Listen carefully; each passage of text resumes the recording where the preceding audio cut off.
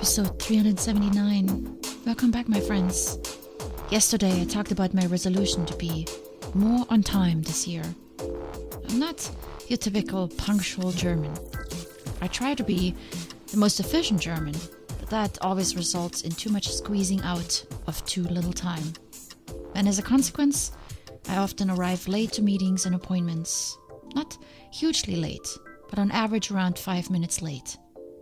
Maybe not a big deal, you might think, but to me it is. And I shared those reasons with you yesterday. Today, I want to offer you a different perspective. Or better, Seth Godin will.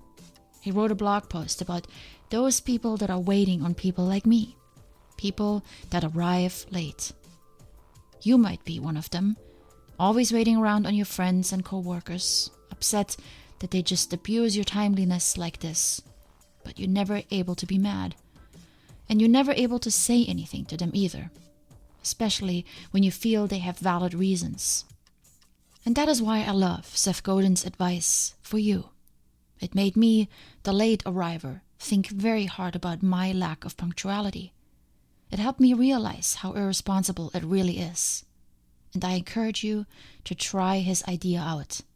It takes a little courage, but just as I am selfish when I squeeze in another task instead of leaving early to meet on time with you, so should you be selfish with your time. Everyone's time is valuable, and we need to respect that, even if the meeting wasn't our choice. So if others don't show you respect and leave you hanging, then earn your respect back. I encourage you, even though I am the one who's always late. Here's Seth Godin's post. It's titled, Good Intentions, How to Be on Time. You probably know people who are late. Often. They don't want to be late.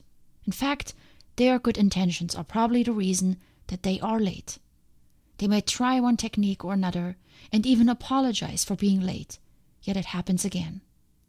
There is one reason and one amplifying factor. The amplifying factor is that when they're late, people wait for them.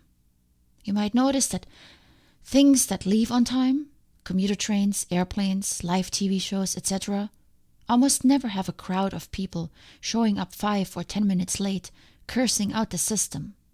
For those things, the things that are known to leave on time, they manage to show up. That's because their good intentions are not welcome here. And the reason?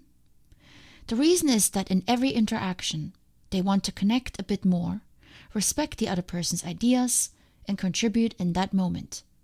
They do that by spending their most precious resource on their behalf. What's happening is that they're looking for a magical way to get more minutes in the day.